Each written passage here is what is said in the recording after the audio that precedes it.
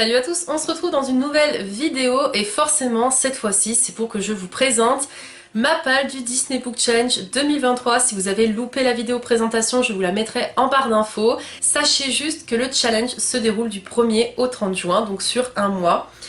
Donc c'est parti, je vais vous présenter tout de suite les livres que je compte lire pour mon challenge. Pour le menu Woody, donc c'était western, espace, enfance et guerre.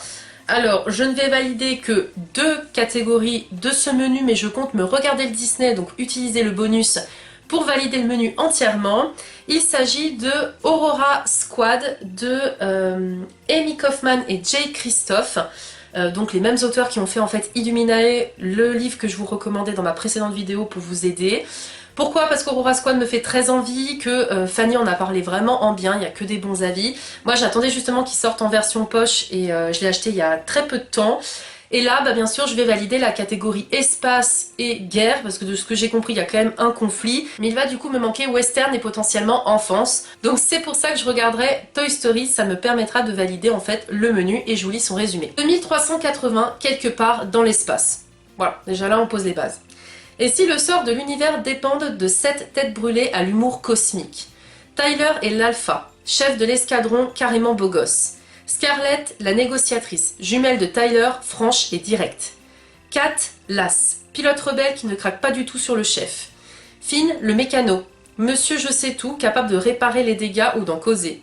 Zilla, la cellule grise, scientifique sociopathe, véritable danger public à éviter coûte que coûte.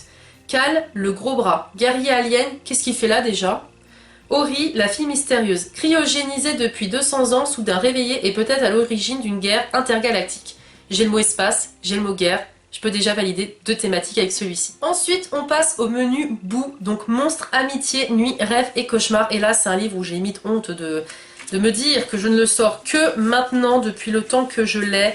Il s'agit de Les larmes rouges de Georgia Caldera, donc c'est le tome 1, Réminiscence, que j'ai en audio. Donc celui-ci, je pense que je me le lirai en audio sur le mois de juin, ça me permettra en fait d'avancer sur plusieurs lectures. Pourquoi j'ai honte? Eh bien parce qu'en fait le roman je l'ai eu dédicacé quand je suis allée au Salon du Livre de Genève, la bonne époque, en 2017, voilà, avril 2017. Voilà, dédicacé pour Charlène à qui je souhaite une belle et sombre promenade en larmes rouges, bise et bonne lecture Georgia. Et elle m'avait mis un marque-page aussi d'un autre de ses romans. Donc franchement j'ai honte, mais il est temps que je lise cette histoire et je pense que je vais valider quand même quelques catégories avec celui-ci, notamment monstre, nuit, rêve et cauchemar. C'est peut-être amitié que je suis pas trop sûre, on va lire le résumé. Le temps n'est rien, il est des histoires qui traversent les siècles.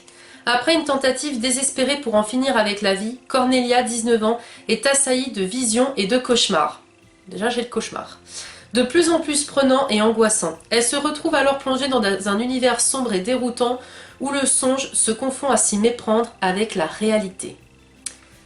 On m'avait dit quand même qu'il était assez glauque, je crois que c'est Fanny qui m'avait dit qu'il était très sombre et qu'il me plairait avec les histoires de cauchemars. Donc j'ai vraiment hâte de le lire et celui-ci vous êtes sûr que je vais le sortir coûte que coûte parce que ça fait trop longtemps qu'il est dans ma palle. Et j'ai en plus la trilogie entière, je me suis acheté le tome 2 et tome 3 je crois l'année dernière, donc il serait temps que je me lance dedans. On passe au menu Nemo, donc dedans nous avions Océan, mer, famille, maladie et drame. Alors celui-ci va me valider je pense entre 2 et 3 catégories. Il s'agit de Les Possibles de Virginie Grimaldi que j'ai pris en fait très peu de temps après sa sortie, j'ai même pas attendu la version poche. Parce que l'histoire en fait, le résumé me tentait énormément. Je vais vous le lire tout de suite. Juliane n'aime pas les surprises. Quand son père fantasque vient s'installer chez elle à la suite de l'incendie de sa maison, donc déjà là on a quand même un drame, son quotidien parfaitement huilé connaît quelques turbulences. Jean dépense sa retraite au téléachat, écoute du hard rock à fond, tapisse les murs de posters d'indiens, égare ses affaires, cherche son chemin. Juliane veut croire que l'originalité de Jean s'est épanouie avec l'âge, mais elle doit se rendre à l'évidence, il déraille. Face au lendemain qui s'évapore, elle va apprendre à découvrir l'homme sous le costume de père, ses valeurs, ses failles et surtout ses rêves. Tant que la partie n'est pas finie, il est encore l'heure de tous les possibles. Et je me rappelle qu'il me semble que l'histoire en fait elle parle de l'Alzheimer, il me semble que le papa il est atteint d'Alzheimer. Donc là on est parfaitement dans les thèmes famille, drame parce que voilà il y a eu un incendie et maladie. Donc ça me permet de valider 3 thématiques de ce menu là. Et forcément je voulais quand même valider la partie océan et mer et en plus le tome 2 est sorti récemment donc double raison de le sortir de ma palle. Il s'agit de Perles et de Corail, donc le tome 1, La fiancée Varenian, de Mara Rutherford. Voilà, chez la Martinière Jeunesse, qui est sorti il y a déjà un petit moment, que j'ai dans ma palle, et qu'il serait temps que je lise. Donc là, Océan et Mer, on est bon. À chaque génération, le prince héritier du puissant royaume d'Ilara doit épouser la plus belle fille de Varenia. Un village sur pilotis, livré aux caprices de la mer. Telle est la tradition depuis des siècles. Nor a longtemps rêvé d'être l'heureux élu et de quitter sa vie étriquée. Pourtant, c'est à sa sœur jumelle, Zadie, que reviendra cet honneur. Quand Zadie se blesse cependant, Nor doit prendre sa place et se faire passer pour elle. Mais la vie sur le continent ne ressemble à rien de ce qu'elle avait imaginé. Le prince Serran, son fiancé, est aussi froid et lugubre que son château de pierre qui recèle de sombres secrets. Et Nor va découvrir que les projets de son futur mari pourraient bien menacer Varenia. Pour trouver les réponses à ces questions, Nor devra tenir son rôle et s'adapter aux coutumes de la cour. Elle sait que le moindre faux pas lui coûtera la vie, mais aussi celle de sa sœur et de son peuple. Il me tente énormément. Et alors pour le dernier, avec un seul livre, je valide les 4 thématiques. Donc pour le menu Rémi, cuisine, passion, amour, animaux, je sors enfin La petite boulangerie du bout du monde de Jenny Colgan. Donc là en fait cuisine, la petite boulangerie du bout du monde, on va parler de cuisine c'est sûr. Et de toute façon j'ai des croissants sur la couverture, on est bon.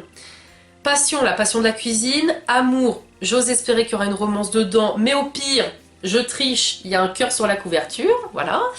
Et animaux, eh bien je pense qu'il doit y avoir quand même des animaux dedans. Et au pire, s'il n'y en a pas, j'ai des poissons sur la couverture. Voilà, je vous dis que c'est très facile de prendre un livre et de valider les 4 thématiques. Un rien, on arrive à trouver un petit peu des subtilités. Et celui-ci, franchement, pareil, ça fait... Je crois que ça fait depuis qu'il est sorti que je l'ai en fait dans ma palle. Donc, en plus, il y a des petites recettes à la fin. Alors ça, j'adore du coup. Je vois qu'il y a des recettes à la fin. Donc on est pile poil dans la cuisine, on peut même cuisiner nous-mêmes. Et celui-ci c'est pareil, c'est sûr que je vais le sortir parce que je le traîne depuis trop longtemps et il me fait très envie. Quand son mariage et sa petite entreprise font naufrage, Polly quitte Plymouth, se trouve refuge dans un petit port tranquille d'une île des Cornouailles.